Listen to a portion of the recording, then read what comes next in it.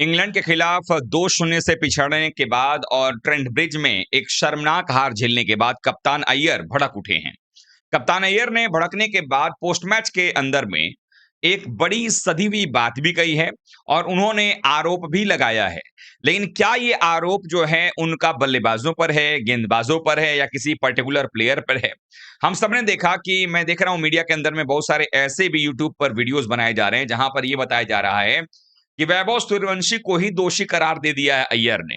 और ये झूठी खबर आप तक पहुंचाई जा रही है, परोसी जा रही है बेवजह, बिना किसी सिर पैर के। तो मेरा ये काम है, जैसा आप सबको पता ही है, कि झूठ की परत को मैं खोलता हूं तो आप तक सच्चाई बता दूं कि ऐसा कोई भी बयान वैभव सूर्यवंशी को लेकर के श्रेयस अय्यर ने नहीं दिया है।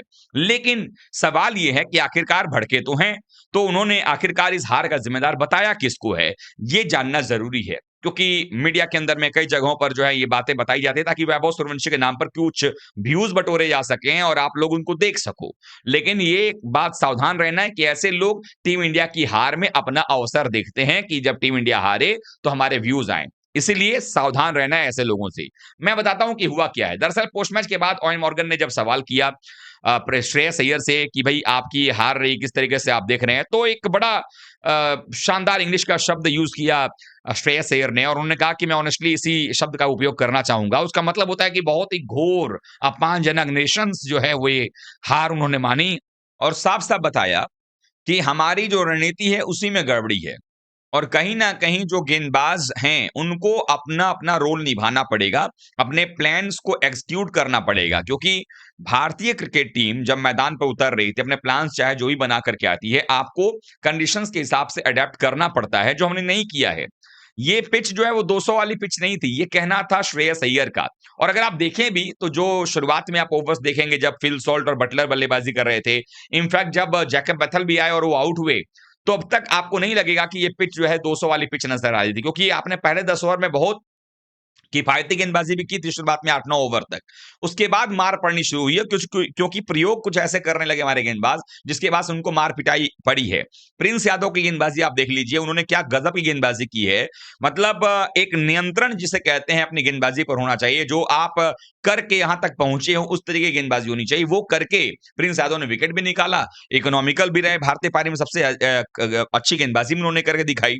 वही उन्होंने बल्लेबाजी में कहा कि जब हम एक तो हमने 200 रन बनवा दिया, प्लस जब हम बल्लेबाजी करने आए तो हमने 4 विकेट बहुत जल्दी गंवा दिए। और जब आप पावर प्ले के अंदर में ही 4 विकेट 5 विकेट गंवा देते हो तो मोमेंटम आपके पास रहता ही नहीं है। और इसी वजह से हमारे खिलाड़ियों को यह समझना पड़ेगा, हर इंडिविजुअल को जो है अपने बेसिक्स पर ध्यान देना पड़ेगा, हर इंडिविजुअल्स को कि वो कैसे कंट्रीब्यूट कर सकता है टीम के हित में, उसके बारे में सोचना पड़ेगा।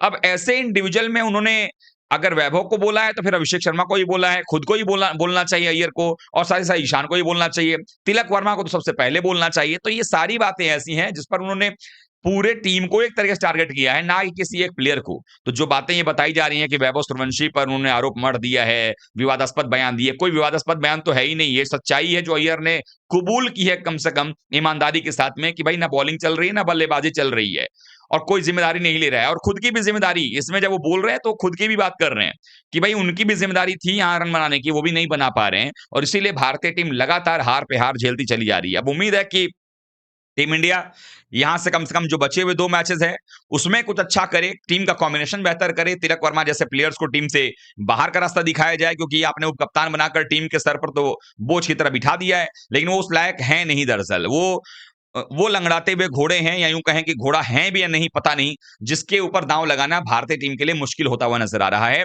आपका असली घोड़ा जो है वो है संजू सैमसन, जिसको आपने बेंच पर बिठा रखा है। तो वक्त आ गया कि संजू सैमसन को आप टीम में ले आइए, तिलक वर्मा को बाहर ले जाइए और भारतीय टीम का बैलेंस बनाइए। आपके टॉप 3 वैभव सूर्यवंशी, अभिषेक शर्मा और संजू सैमसन ही होने चाहिए। अब चाहे जो भी आप देख लो कि ओपनिंग कौन करेगा, 3 पर कौन खेलेगा, ये होना जरूरी है, तभी जाकर टीम इंडिया का कमबैक हो सकता है और फिर हम आगे के बारे में सोच सकते हैं। नहीं तो ऐसी ही हार होती रहेगी और हम सब जो है निराश होते रहेंगे, बातें करते रहेंगे, लेकिन जब तक टीम मैनेजमेंट इस पर कुछ कार्रवाई नहीं करेगा तब तक कुछ नहीं होने वाला है। आप लोग क्या सोचते हैं इस हार के बारे में जो अय्यर ने बयान दिया है, सबको जिम्मेदार ठहरा दिया उन्होंने, उसके बारे में आप कमेंट में जरूर बताइएगा। वीडियो को लाइक कीजिएगा, शेयर कीजिए दोस्तों, और चैनल पहली बार आए तो सब्सक्राइब फॉलो जरूर कीजिएगा।